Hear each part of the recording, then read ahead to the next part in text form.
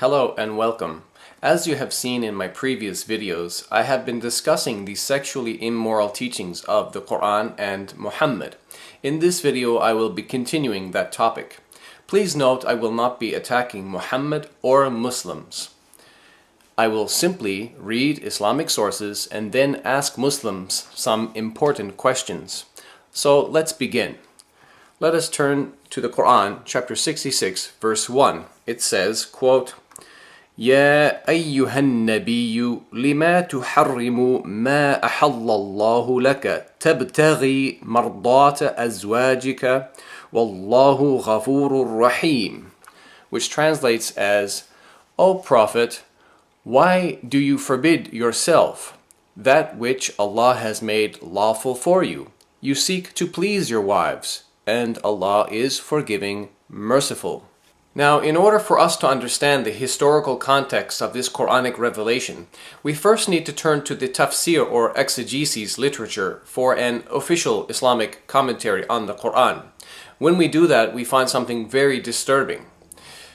In Tafsirul Jalalain, which is one of the most popular classical commentaries, we read the following explanation of Quran chapter 66, verse 1. Quote, O Prophet, why do you prohibit what God has made lawful for you? In terms of your Coptic handmaiden Maria, when he lay with her in the house of Hafsa, who had been away, but who upon returning and finding out, became upset by the fact that this had taken place in her own house and on her own bed, by saying, she is unlawful for me, seeking by making her unlawful for you, to please your wives.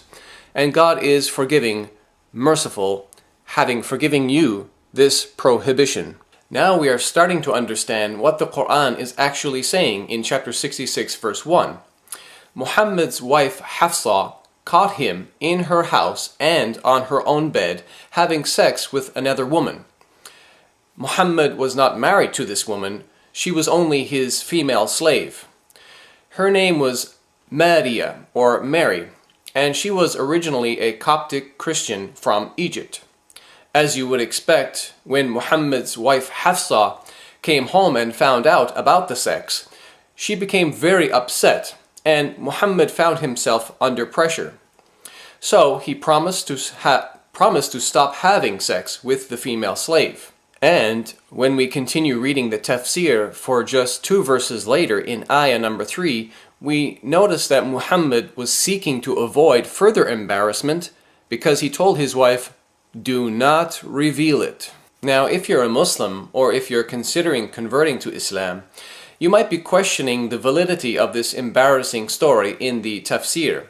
You might be saying to yourself, this can't be true because Muhammad was a holy man, a true prophet of God, while this story describes a man who disrespects his wife and is unable to control his wild sexual passions.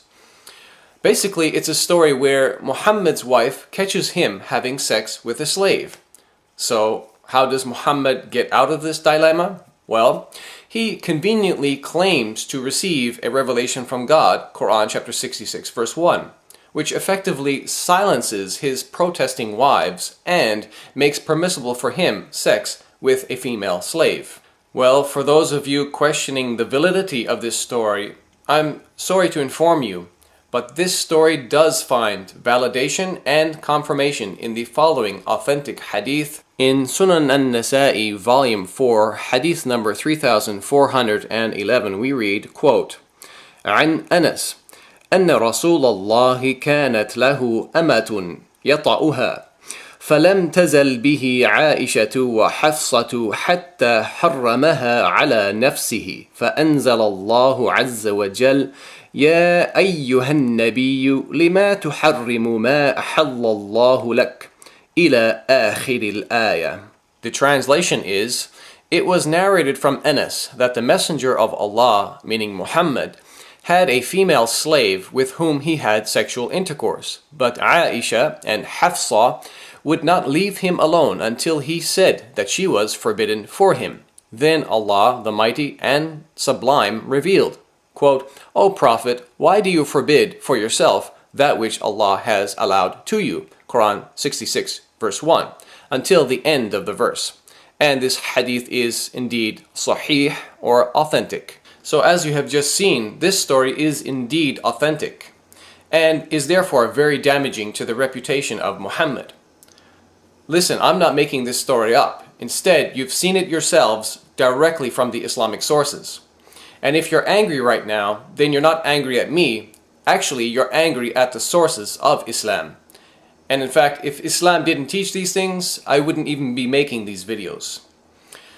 And think about it. To add insult to injury, just read Quran chapter 66 verses 3 to 5. You will see the God of the Quran, Allah, actually criticizes Muhammad's protesting wives, Aisha and Hafsa, for condemning him for having sex with Mary, the slave, a woman who he was not married to. Now here are my questions for Muslims to think about and answer. Question number 1. Why didn't Muhammad just wait for his wife Hafsa to come home and fulfill his sexual desires with her, rather than having sex with a female slave in the temporary absence of Hafsa? Question number 2. To add insult to injury, Muhammad performed that sexual act in the house of Hafsa and on her bed. Do you think Muhammad acted sensitively and respectfully to Hafsa? In fact, if you really want to understand how Hafsa felt when she came home and found out what Muhammad did, you can read about her reaction in the History of At-Tabari, Volume 9, page 131. In the bottom footnote, it says about Hafsa, quote, "One day when she returned from her father's house, she found the Messenger of God, meaning Muhammad, with Maria in her house and burst into hysterical behavior." Question number 3.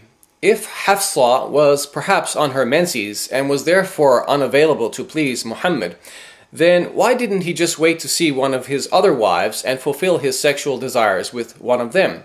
Remember, chapter 66 of the Quran is not a Meccan surah, but is actually a Medinan surah.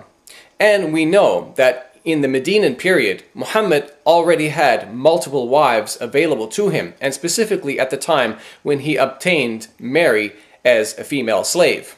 And we know Muhammad used to take turns visiting and staying with different wives on different nights. So why couldn't he just control his sexual passions and prevent himself from having sex with that female slave? These are my questions for you, Muslims, to think about and answer. Thank you for watching.